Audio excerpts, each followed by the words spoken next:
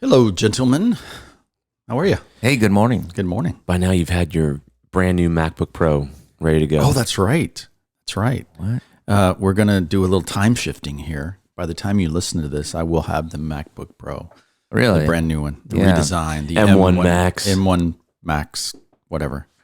So, Do you guys remember the day when Macintosh actually licensed out their OS and other companies made Macs? Horrible day. Do you guys remember that? vaguely. I had don't one. think it oh, really? What, Yeah. Who was the I maker? can't even remember, but it was a knockoff of the Mac, and it had issues. It had like hardware issues. No kidding. Yeah. Hackintosh? Hackintosh, yeah. Yeah. But it was a lot cheaper. Yeah, that's a problem. There wasn't the leadership back then in Mac after Steve Jobs left and what's his name became the CEO. Just he just didn't get it. So I'll tell you that new chip though, the old M1 from last year. I got that. I was telling you guys before we started here. I run our video podcast, record, do all that kind of stuff on that MacBook. It's just the first M1 chip, and no, not plugged in. It runs video. It does the streaming video. It records, does all that stuff. No fans come on, and it spends basically no battery. At the end, it's still like 95%. wow, my MacBook Pro lasts for about insane. an hour and a half on a Zoom call, It's because it's got an Intel chip. maybe less. Wow, Speaking of Intel, I know. Yeah. I mean, it's a testament to when you can control everything as a company, Yeah, when you can control the product and you control, that's always been Apple's thing, right? Is to control the hardware and the software and make it work together. And, Yeah. It's I think efficient. I think it's a really good experiment of the past 20 years of open source versus closed environments, right?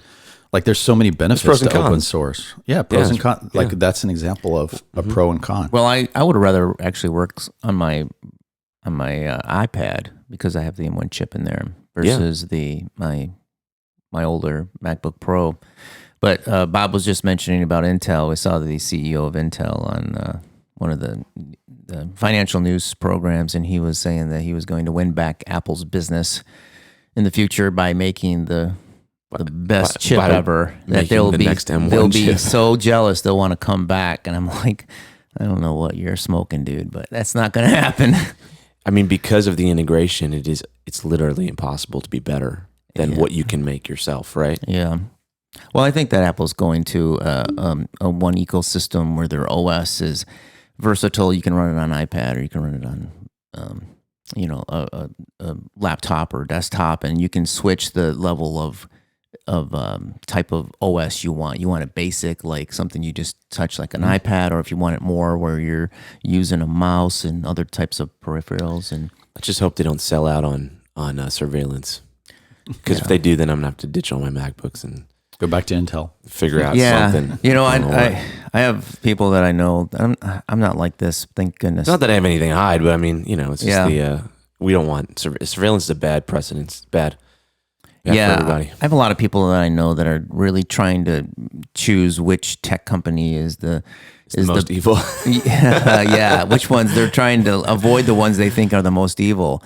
And it's hard. It's really hard because like Apple, Google, obviously Facebook, I think people are more down on Facebook than they are these other tech companies, but They said they're changing their name or they're Well, rebranding. they're trying to get an overarching brand that Facebook is they're gonna launch a company like the new Coke. Kind of like Alphabet. like New Coke, Yeah. Like Alphabet. I gotcha. and Facebook's gonna be one product in that suite. Oh, Apparently. okay. So it's going to be more of an umbrella. Getting ready for the metaverse. Okay. But it's still going to be run by Zuck. It's still the same old gang. Suck face. Yeah. Yeah, that's unfortunate. Yeah. Hey, well, just- actually, that's a good transition. On That's a what good, we're trying to do. on a good note, though, about Facebook, because we've really talked about Facebook stuff in the past, and positive and negative. But I've had actually yesterday a good positive experience with the Facebook rep helping with some ad stuff, and the best I've ever had. Did you So- have you noticed that they're outsourcing that to a third party company? This guy was really cool. He was really chill, and like he'd call me bro and things on the call. It was like, it wasn't super professional, but this guy knew his stuff. And that's what good. I liked about it. Most of them don't know anything. Check his email if you got a note and look at his signature. It'll say Facebook, but underneath there's another company brand. Oh. And so and I think that might be what happening and why they're getting better at it, because I think I forget the name of the company. It's like Pro Advertise. I don't know, forget the name of the company, but It's actually an advertising company. actually an advertising company they partnered with to manage all of their customer service. I mean, that would like be. that. I mean, that would be kind of smart. Yeah, Yeah. because in the past, did you ever talk to these people? Oh, yeah. Yeah. We It's do like, them all the time. just spend more money and that'll. Yes, they didn't know anything. They know literally nothing about the platform, about how to advertise. Yeah. The funny thing is, this guy told me. So, like, you guys run Facebook ads and you're in the ad platform. Well, Facebook lately has been like saying, hey, if you combine these two ads because they use the same artwork and ad art and stuff, that you combine them, you're gonna get, Facebook's gonna learn quicker because you're putting more of the budget into one campaign and one ad set or whatever. And he was saying, you know what, you don't do that. He was giving me all these little tips. He's like, this not for these two audiences. You want to keep them separate and all this stuff. And they sent me this little email with all these little best practices, things that I've heard maybe, but really just saying, hey, this is where the algorithm right now is in Facebook, and this is the most ideal way to set up things based on the Facebook algorithm. Gotta send that So over he was, to me. he was giving me some little tips and tricks, and so That's good. yeah, in a good way. And he, Smart of them to do. yeah. Plus, when he called me bro, I felt like connection. Yeah. Did he have an accent when he called you bro? No, I think he sounded like he was from like Austin, Texas or Oh, something. wow. Everything's in Austin now. Yeah, something. All right. That's a good transition. Well, I mean, Facebook to what we're going to talk about today, I guess, Is it Freestyle Friday, or are we just going to talk about something? we're talking blockchain. Oh, blockchain. Blockchain and advertising, though. Yes. So before you turn off your radio, Yeah, it's not or another whatever. crypto podcast. What's that? It's not another crypto No, podcast no. about Bitcoin and where it's going to go. Crypto connected with advertising and marketing. Yeah. So, Brad, Yes, do sir. you have an attention token, or what was it that you said? Well, you had? we were talking about that. I'll tell you straight up. I don't know where the blockchain and how it's going to integrate with advertising. We know it probably will, because the blockchain will integrate with most industries at some level. But there is a coin that I own. It's called BAT, B-A-T. It stands for Basic Attention Token. And so basically you get paid. So like if you use like their extensions, and I think they have a browser and other things, if you're looking at things on like web platforms, and you're looking at advertising, you're going to get paid a little bit back from that advertiser. So, and you get it paid back in the basic attention token. So it's, so the more you look and the more you watch ads, the more you get paid. Yeah. Well, let's that's talk. on the I mean, blockchain. remember back in the day when you used to be able to install a browser extension, and I think you'd earn money just for surfing the internet. Right. And Yeah. looking at And then things. there was MLM companies that would start up. Yeah, with this is that. like back in like the 90s. Yeah, it's probably early 2000s. Yeah. There was a So social network it's interesting a for few it to years come- ago that did that too. Come back around. Yeah, I mean, this is the crypto, but I think they're trying to get this to be infused in other platforms. I mean, it'd be well, it's pretty got cool. legs because the great thing about blockchain is that it's accurate and it's transparent. So Correct. So that's why I think it has legs. And with a smart contract, you can actually execute those things and give someone what they deserve for what they did. Correct. Which back in the day, there was a lot of shady stuff happening. And Yeah, there's no way to audit before now. Now it doesn't need to be audited. right. It's I think it's that thing where, it's think about like YouTube, right? And then let's say I'm a content producer on YouTube, and I'm making shows and stuff or whatever, and I'm getting paid. I'm monetizing my YouTube channel. It's strange because I'm the one that has to pay for that. Like I have YouTube Premiere or whatever it is, where I pay to not get ads. It's a very lovely thing, because I was so tired of seeing an ad every 3 minutes. And That's annoying. But think about if I, as a viewer now, could actually, like the advertisers could pay for my attention, and I also got good free content, I would be willing to watch some ads if I was being paid. Well, it is weird, right? Because Maybe. I was watching. So the app, Peacock. It's like the NBC app, right? So you get, I don't know, I get that like free with whatever cable company I have. So I was watching them. It's on it's Xfinity, Comcast, right? Yeah, they own. So, NBC. but it's like not the full thing. Like the full thing, if you pay for it, you get no advertisements. But this is just like the, supposedly not free version that I have. So they still get ads, and I turn on a movie, and they never did it this way before. So they're like, okay, we're gonna start this movie, but first it literally had an like a splash screen that said, we're gonna let you enjoy this movie advertisement free, but first you have to watch. It was like 300 seconds or something like that of ads. It's just several minutes of advertisement. And I just sat there thinking, like, it was a little ironic, but even they realize how annoying it is that they have to tell me, like, this is gonna hurt just a little bit at the beginning, Right. They had to prepare you. Yeah. Don't worry, it's and that's gonna hurt right now, but you're gonna have no ads. And I just realized I'm sitting there going, like, people really hate ads, but it clearly pays for everything.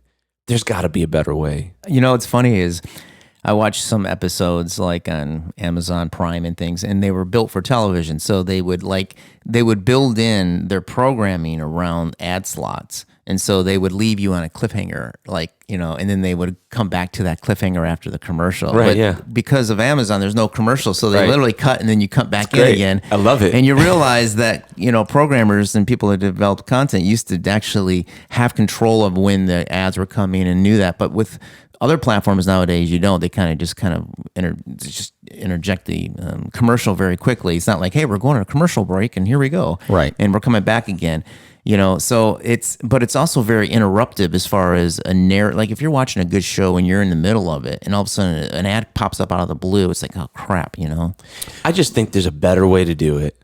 And how can you, maybe the connecting point, this can go in a bunch of different places, right? Because the experience that we're all talking about is like the timeshare experience when you got sent to an island, but you have to listen to the guy talk about timeshare, for an hour each morning. And everyone's like, clearly does not want that, right? Like it's in a nuisance, but we're enduring it because of this little, this event that we got for free. Yeah. It's the same thing now. Maybe, getting paid, or maybe there's incentive models that make it not as bad. Maybe you want to watch. Well, I think but also if you look at both sides too, is there's not only the pain of us as consumers, right? We're sitting there, we hate it. I'll go to the bathroom, or I'll avoid watching it. I'll check my phone, whatever. Yeah. And then the other side is, when are the companies going to wake up and say, whoever this salesperson is here who sold me this, whether it was Peacock or third party, these ads aren't working. I'm making money off them, and maybe my client likes to think that they're on TV, but at the end of the day, what are the results? Like nobody's watching them, and they obviously aren't working for the most part, right? But like your example of timeshare, even if they get 20 people there on the island and they give them the vacation and make them sit there an hour, if they get one person, then they've paid for money, right? Yeah. That's the broken system, I think, that we live in now in digital advertising. And that's where blockchain, I think, on both sides solves that problem. I mean, it could. Yeah. Well, one side, if it solves, we haven't talked about transparency side, but the other side is, you might just be able to earn. It might be easier. You might be able to watch an ad and maybe want to watch that ad. It needs to be a good ad. We've talked about that before. Like if you're going to force someone to watch it, at least maybe it'd be great if you won them over after 5 seconds. They're like, oh, this is kind of interesting. That should be the goal, I think, with those ads. But aside from that, I think the value is more than just paying someone, which we all would love to get paid to sit there for our time, right? So that's a good thing. But I think the real value is the accuracy of the data. Absolutely. Meaning, that you're going to get better conversion, better engagement because you know exactly the details of that person and who you're talking to. It's not mass marketing in any way. It's very, very direct. It's Brad has that, that basic attention token, or Yes, bat has a bat. Well, in that data on the blockchain, which is very secure, can't be interrupted, etc., the advertiser knows, oh, this is what I know about Brad, or what Brad has given him, right? And so he knows that ad is going to his target of whatever he is. So it's a reward both ways, I think, because when you run ads now, you may or may not be getting your target as more and more cookies are removed and targeting is removed. Well, yeah. It does. The other side of blockchain and marketing is what it allows is for someone to control their data. Right. And so they can now opt in to letting you know certain pieces of that data. Sure. But now you may argue, well, it's harder to get that. You have to get an opt-in, all that kind of stuff. Yeah. But now that once you get it, it's acceptable, right? It's decentralized. Yeah, but there's also an agreement. There's no shadiness about it. Right. And I think that is more effective. We've seen that in email and other things. It's more effective. And I think the challenge is, as advertisers right now, the platforms are data mining our interest in things that we do and things. We don't have control over that. We don't, like, Facebook never says, hey, Brad, here's your 2,000 piece database of everything we know about you. Like, they don't give that to me. I know. I tried to get that. Really? No. You know how they had to start to allow you to download your data and clear your data because of the GDPR and all that kind of stuff, right? So I thought recently I went in there, I'm like, I wonder what I can see. It's essentially nothing. Like there's personal data that you can tell them to get rid of, but like as far as what they track know on about you and all that kind of stuff. They don't, they don't give it at all. So the key is with the blockchain, is there a way that we can control that and we can control our own preferences for what type of ads or what type of marketing or whatever that we want and can get? And then at that point, then advertisers could only get that information about us. Right. So we're the ones that are leasing our information to advertisers. And you can get paid more based on how much information you give them. And then you can turn it off whenever you want. The challenge a little bit, though, with that is there's a challenge to that. And I like that idea a lot, but there's a challenge to that is because, honestly, I don't think I know my own self as much as, like, for instance, if Facebook knows me probably more than I know myself, because machine learning and AI is going nuts. And so they know really that, like, I scroll through things and I slow down on certain ads,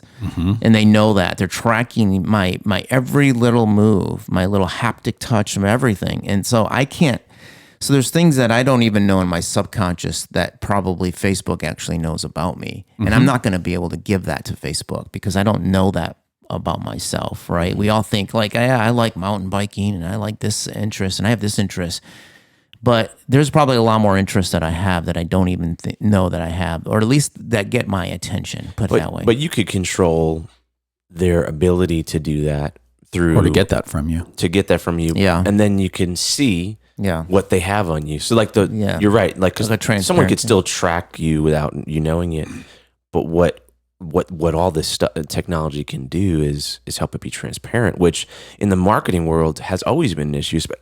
I mean, I remember when it went to digital marketing, obviously when that became the primary, like they're still reporting and all that kind of stuff. And it was like, wow, now we can actually see who actually saw this and all that kind of stuff. And then that kind of faded. And then, people realized that gets manipulated too, as well. This is almost another level down of that to say, hey, look, you can see exactly what happened here, right? Here's how many people clicked. Here's how many did. Like on the ad side, there's just transparency across that, which in a world where there's so much distrust of the platforms themselves, it's probably the only thing that solves it. And I think we should probably give a basic for those who are totally confused listening to this, because I know I'm a little confused.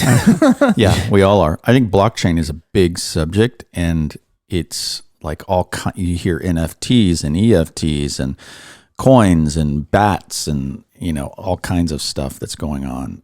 In a nutshell, so help me here, Brad. What you have is a decentralized system or method of transferring data back and forth that is secure and cannot be intercepted and manipulated. So that's very basic, right? Yeah, yeah. Anything else you would define that to help people frame our conversation? Blockchain is the technology that these coins like Bitcoin and those kind of things run on. And it's decentralized, but it's also a ledger. So right, that's kind of the key word, right? You know, Yeah. it's like an accounting system. And it also does contractual, Right. like they call them smart contracts, but they're like, so I could literally have data that I could lease or something that's attached to the blockchain that is leasable and 100% owned by me, and no one else can hack it. Nobody else can get to it. Nobody knows what it is. I mean, unless I decide to do something with it. So right, Yeah. and it can be intercepted, and the main thing is decentralized, right? So Completely. it's open that Well, anyone it's can like see at it's any kind of time. like open sources. I mean, if you know, it's not, but from the standpoint of visibility and no Right. one owns it, right. which is why it's it's valuable as far as being honest. 'Cause it's honest no matter what. I went to a thing about a month ago. It was a talk here actually, but it was one of the leading cyber crime companies here in the United States, and specifically was talking about blockchain, but Bitcoin. But they're talking specifically about the blockchain. He's like, there's no way that we could hack most of these blockchains. Some they might be able to, if depends on how they're set up, but. Like for instance, take Bitcoin, even though we're not talking about Bitcoin, is that they would have to hack over 1 million miners all at the same time, all over the world. They don't even know where these are. Hack them within 10 minutes, get into their systems and rewrite the code within 10 minutes. 1 million. He's like, that's just impossible. We don't even know where. Nobody knows where these miners are. Like there's 1 million of them all over the world. And they're constantly shifting. And so he's like, it's impossible. And I tell you, in my business, it's impossible. Like there's nothing, smartest cyber crime folks that we have won't even fathom how to break into it. Yeah, the way to I've heard the way they do manipulate it when they have to is they have to get to the person who's maybe who owns a wallet or something like that, and essentially trick them. They can't really hack the hack the technology. You can't hack the top. Yeah. It's so more when you like hear a like spoofing kind of yes, thing. if you hear of like hacking within like Bitcoin, it's basically it's hacking wallets in like an exchange or something, but it's not actually hacking the way the you would trick blockchain. someone to send you money from from a bank account. Yeah, same kind or of thing. some or prince in a Africa. regulatory thing, right? Like Yeah. or dealing with an exchange Yeah. that is in the jurisdiction of the U.S. or something like that. Like last week, I sent that prince from Africa about a couple $1 million in Bitcoin. It was I'm helping his family out, so it's something I think it's tax deductible. My guy too. wanted to sell me a car for half price. I just really? had to send him half the money in I think advance. it's tax deductible. Yeah. But anyways, yeah. So I think with the blockchain, obviously that's the thing. I mean, you do have. You have centralized and decentralized blockchain, or at least founders of it. I mean, it's kind of like it depends on how the blockchain is designed. Like for instance, if the United States will probably put the U.S. dollar on a blockchain, as a digital dollar. Well, but they'll have access to all of it. Some coins do tie it to the dollar, right? Like they're just straight 1-to-1. Yeah, they have coins out. Yeah, they have cryptocurrency that is that's Stable coins. Stable coins that are tracked to like a fiat currency, mostly the U.S. dollar, because it's the most, stable. I mean, I know we're trying to stay on advertising here, but I It's think, hard not to cross over to. Well, the whole idea of it's an exciting time to me. I feel like we're back in the late 90s, early 2000s, because the implications for this is huge. Like think about decentralizing finance. Like that's I don't think the world has ever seen anything like that necessarily. Meaning, like there's no central control center. There's no Fed in the U.S. There's no overarching organization that's going to control or manipulate, or you don't have a Fed, head of the Fed who's going to manipulate. Okay, we're gonna raise interest rates a percentage. All of that goes away. 25%. The Fed's printed in the last year and a half 25% of the total money circulation. And there's good things and bad things about that, right? Yeah. Like it could be a really rocky early days to get that in place if blockchain continues to progress, which I believe it will. Yeah. Yeah, I mean, I'm not necessarily for the Fed going to crypto for the digital for the U.S. dollar necessarily, but that is not as decentralized as this all would be. But yes, you're right. No, this is like, I was just going to say, you were saying it's like the early days of, or it's like the late 90s or whenever. I mean, I think the reason we're talking about this is even the people that talk about it, and even us, like, and I'm in this probably much more than the average. I know Brad and Bob, you are too. I still don't understand it to the level, Sure. as far as what it's capable of. And most people don't. And that was kind of like the internet. Yeah, exactly. That was like the internet. Imagine having us sitting around having a radio show talking about the World Wide Web. Remember that little clip? It was like Good Morning America where they're saying, I just sent an email. What's an email? And they're like talking back and forth, trying to comprehend this thing. It's kind of like that now. Yeah. And so I think the idea is embrace it, like learn about it. Don't say, I don't get that, because it's like that. And it's possibly, a lot of people think it's as revolutionary or more than the internet was. Yeah. I mean, the genie's out of the bottle. It's not going away. Blockchain is here to stay. What it will become or evolve to, whether it'll change the financial world, will the financial world crumble before it rises like a phoenix? Who knows? I think the more interesting thing, though, is where else it can be applied. Right. Exactly. And that's what we're talking about. Yeah. I think it might be, the future might be that, I mean, who knows what the future will be in the next 10 years. I think it's going to be completely different than what we even think. But, like, for instance, take like an NFT, a non-fungible token, which is like a collectible, maybe like a collectible piece of digital art or whatever like that. Like you could get paid by the actual advertisers. So Coca-Cola could say, hey, we have this special NFT. You guys watch enough of our ads, then you're going to get sent this collectible Coca-Cola thing, that digital NFT that is going to hopefully be only very, very rare. And then those go up in value and you can sell it. Or they're worth a certain amount of Ethereum from the get-go or something, or whatever other thing, and the Ethereum goes up, so then that actual asset goes up with it.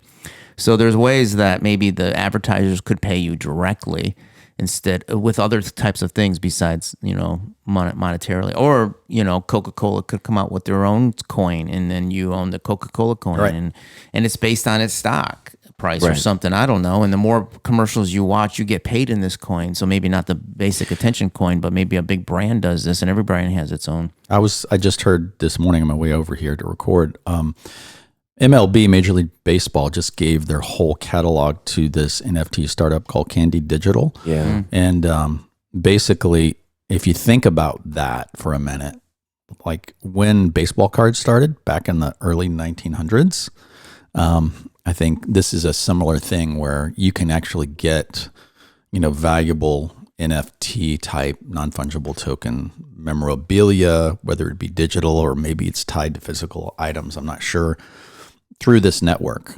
But the possibilities really are endless. Something fun to think about.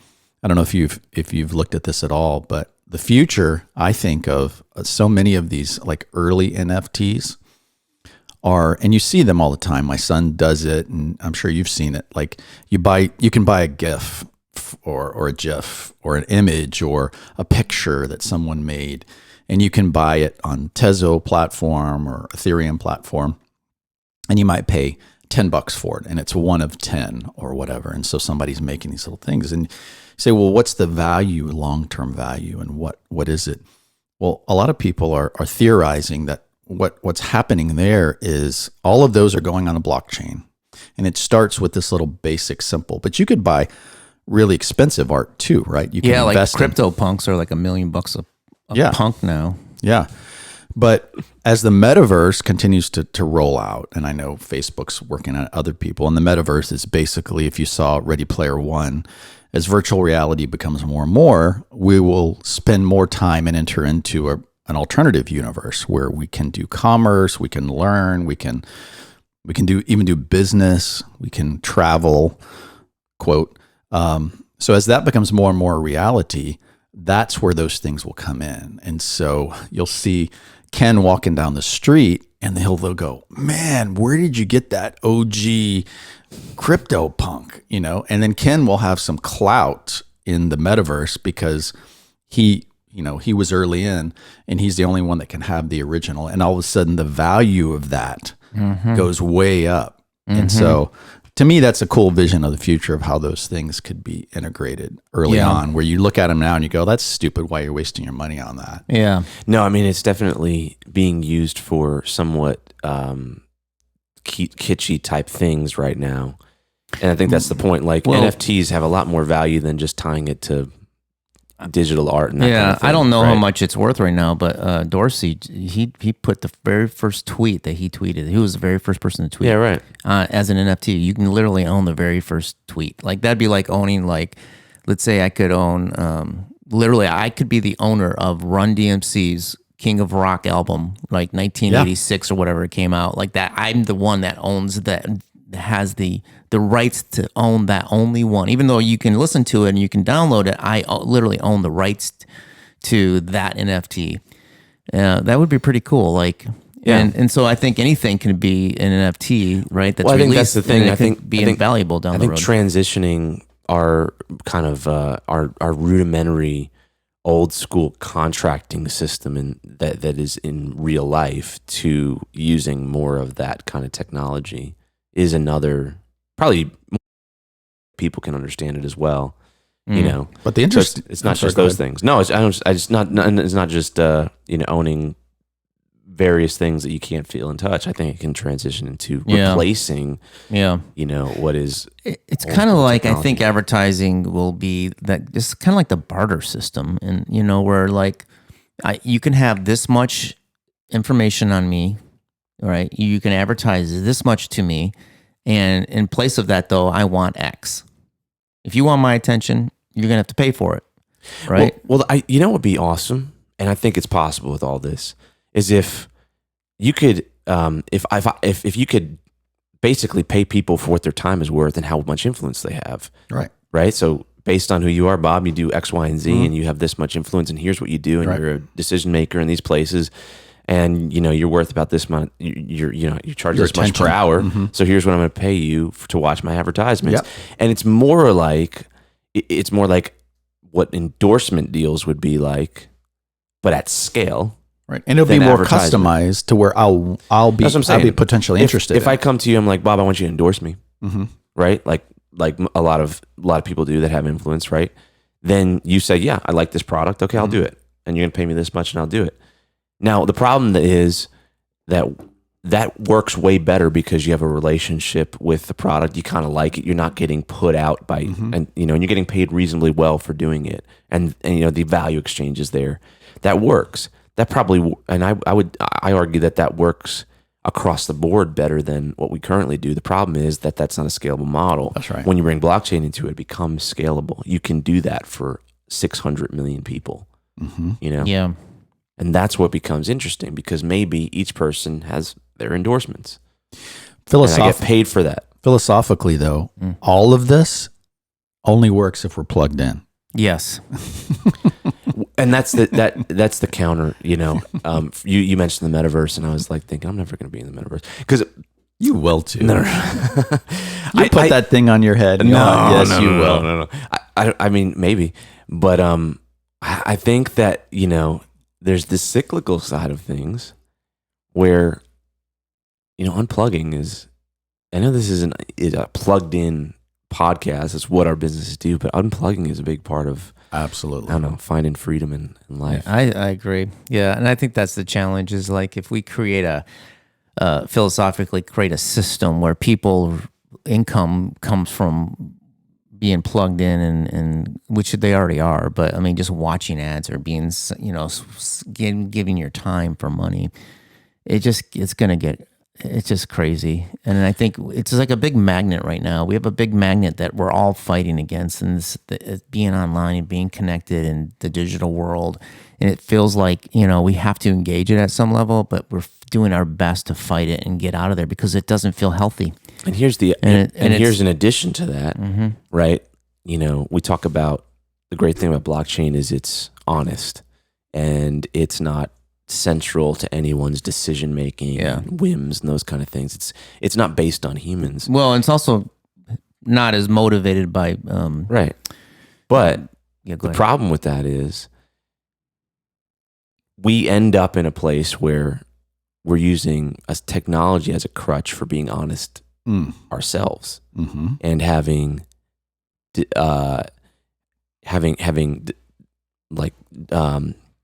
disagreements and working those out, and having ethics and morals, and being in charge of something and taking the onus and responsibility of doing that and stewarding it well and making sure you don't mess it up. Being compassionate by being able to make judgment calls, like you lose all that. Do you? But what if? Well, I mean, in theory, I'm just saying, like if a machine's executing, But what if the blockchain could reward that type of behavior? No. I'm not saying they work against each other. I'm saying if we say, hey, we're going to remove this system based on humans because it has dishonesty and those kind of things, and put in place this perfect system of honesty and no one can manipulate it. Also, we've now taken all the onus off of us. And we don't practice that honest muscle anymore. We don't practice that compassion muscle anymore. Because we're relying on someone else to be that for us. And then what happens if that goes awry or goes away or whatever? Well, we've seen the results of that lately, because we depend on data, information, news, etc., to give us the truth, and then all of a sudden that gets turned upside down, and people are like, well, this is the truth. And the other person goes, no, it's not. Well, how do you know it's the truth? Well, they said it. Well, that's not the truth. And then all of a sudden you have no basis for anything anymore.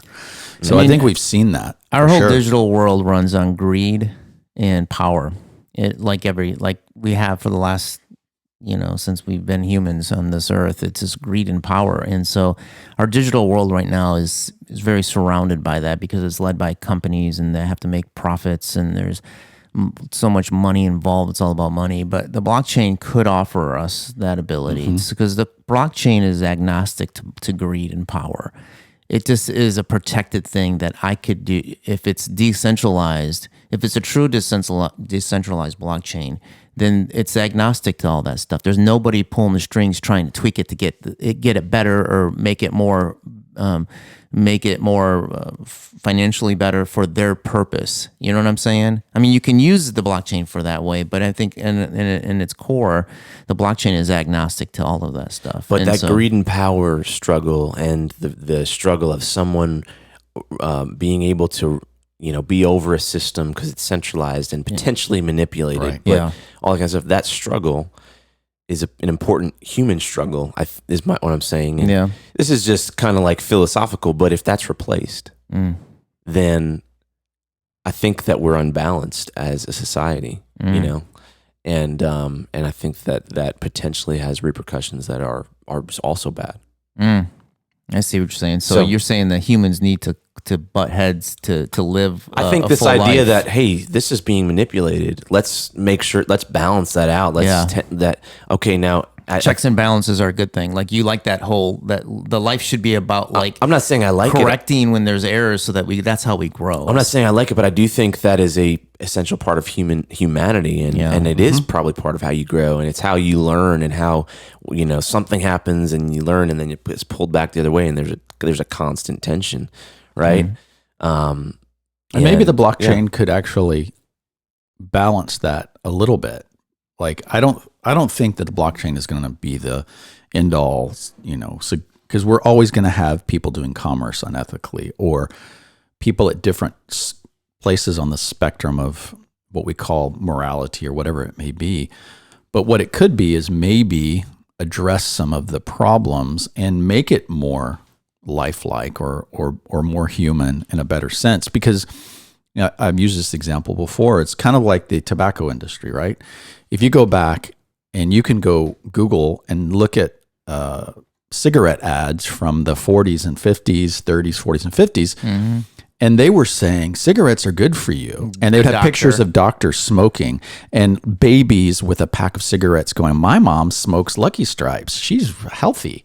There's all that advertising, right? Okay, you would say that's immoral. And people at the time, though, everybody smoked. Right. You'd smoke on the airplanes. Yeah. There was I a think smoking session. That's a problem with our current culture in general, because we remove context and we look back at historical things and we judge them by current context. Right? That's true. I agree. And I think that's a problem with a lot of things. Yeah, but it was driven by greed and control. Tobacco industry knew for years and years and years, this is not good for people, right? There were studies that were being done. Then all of a sudden, the society said, okay, enough's enough. We're going to protect our children. We're going to protect people from cancer, and we're going to regulate this. God forbid the government got involved. Okay. So here we are in 2021. Can you still buy cigarettes? Yes. Can you go to any drugstore or gas station? Yes. Can you stand outside on the corner and smoke? Sure. So that freedom is not taken away. But the reality is, it's regulated. You pay more taxes. Our children are protected. You can't advertise in certain places. And so you still have that freedom, but we adjusted to, and that we're better human beings because of it, right? I would say maybe that's a small picture of what the blockchain could do, right? Like maybe it can take some of this and introduce some better ways of being human, while at the same time, I think I agree with you 100%, is we can't rely on it 100% because we need that. We need that friction. I'm not against it. I'm for it. The counter to it is just thinking about anything unbalanced, I think is bad. That sounds like a ancient proverb, but like that we see that, right? As soon as we get too extreme or put all our eggs in one basket, it's not good. I think we're seeing that with, it's been 20 years, but we're probably seeing that with the effects of the internet right now. And, just the progression of it where, 10, 15 years ago, not everyone had a smartphone. Then everyone has a smartphone. Now everyone's glued to it. Now a lot of people are addicted to it. Then Facebook social media files. comes out, all that kind of stuff. And now you realize that, wow, this thing that we invented was really good, but like out of balance is really bad. Yeah. And we're seeing the effects of that.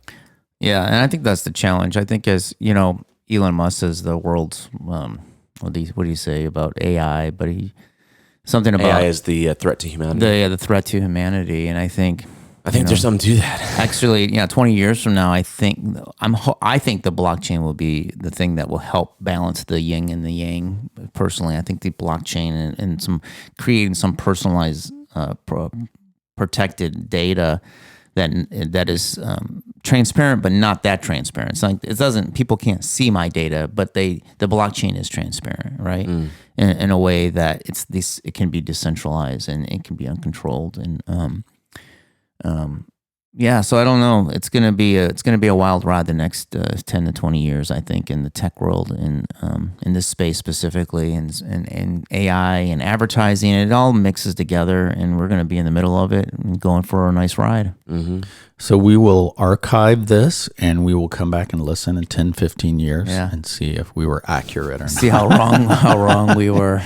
And this new company that Facebook is starting is going to rule the world. Yeah. And I would encourage all listeners to please like and review, share this podcast if you like it, and if you have any questions, send it to us. Yeah, awesome. All right, guys. Until next time. Yeah, all right. Go get you some blockchain.